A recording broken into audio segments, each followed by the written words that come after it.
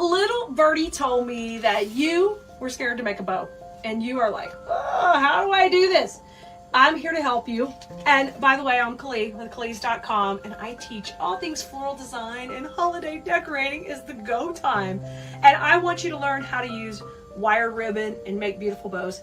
If anything, just for your gifts that you're giving this year or your tree, you can really be, ribbon can be a real game changer. And I think you'll be shocked if you just play with it a little. It's not that difficult to use. So this ribbon right here is from Keleas.com. It's wired along the edge. So when you hear somebody say wired ribbon, what they're talking about is the edge is wired. Why do I need wire ribbon, Kelea? I see lots of pretty non-wired ribbon, because wire ribbon sticks up and it pokes out. And I'm always cramming down my design school students' throat in the sweetest way as I possibly can. I'm cramming down that we want wired ribbon because it gives us depth and dimension on our bows. And it gives you those bows you dream of as a kid on your gifts, like the holiday ribbon candy. Okay, this is why that candy was created, because it looks like beautiful ribbons and bows, and that's why we want wired ribbon. It always comes back to some sweet treat in our brain, right? This is it. Wire ribbon is the key, okay? So once I have a nice wire ribbon, this is 2.5 inches wide, and that's kind of a width that's going to show up good on your tree. You can go bigger to 4 inches. If you have a smaller tree, you might want to go more narrow to 1.5. Those are the common widths of ribbon. So in case it was confusing, that's what we're talking about with widths of ribbon. So the first thing you want to do before you start this bow is you're going to need a pair of scissors, you're going to need a roll of wired ribbon, and then I'm going to use some 18 gauge wire. If I'm making these bows for my tree, I just need them to be on a wire where I can pack them up and take them off for the next year. Okay, so here's my tail. You want the tails long enough so they can kind of show, and you can curl them and let them come down the tree. So if you could go for about 30 inches on a tail, then you're good. You're going to have a lot of length to let that kind of curl out and come out the tree. So I'm going to grab it right there. Now the rest of the roll, you're just going to let it fall on the floor because it's too complicated to try to keep it up. We're going to make this by hand today, so you don't need any special devices, just easy by your hand. So once you do that, you're going to twist right here and hold that twist. The reason we're twisting is because you can see the back of the ribbon is not as pretty as the front. So we want to make sure we twist. Now to measure your loop size, just take your fingers. We call this hang 10. We use hang 10 a lot in design school. The reason we do that is because it's simple measurement, it's built into your body, and helps you have consistent sizing. So just take and hang 10. I know I need to come down just a little bit. It's a little bit too fat. And generally on my hands, this is 6 to 7 inches, okay? So on yours, it might vary, but it gives you a guide to go by. So I'm back at the front now, so I'm gonna just gather that just slightly, and then I'm gonna twist, okay? So I can come around and make my next loop. And this one will come around the back, and we're going to do the same thing with the hang 10. Okay, hang 10, measure it, hang 10. So my bow is looking really pretty so far, and she has 2 loops. And both her tails face forward, and she's very pretty. This is fine. This is fine. You do not have to make it more extravagant than this. This is beautiful. But, of course, we're going to go a little further. Twist again, okay? Twist again, make your next loop. Just keep rolling out your ribbon, just pull it up.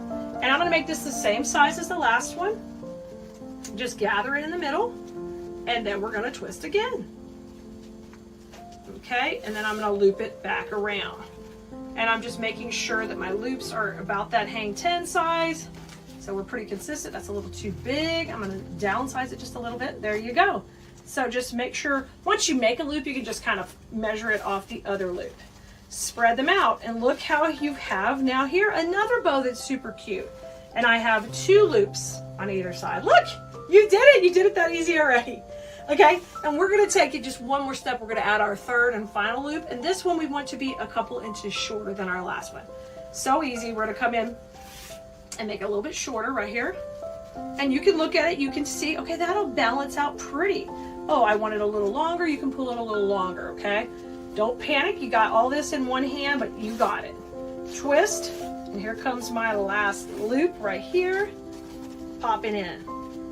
Okay, and I want to make sure that these are kind of consistent on either side. I can, once I get it tightened, I can pull it a little bit back and forth.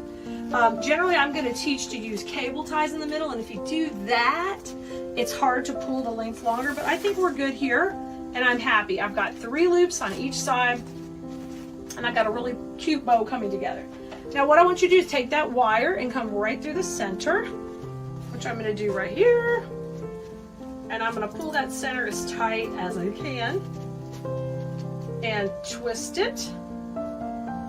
You want to rotate that to the back though. I've got it in the front. Pull it to the back. So this is the back of your bow. Now before I go any further, let's cut these tails to match.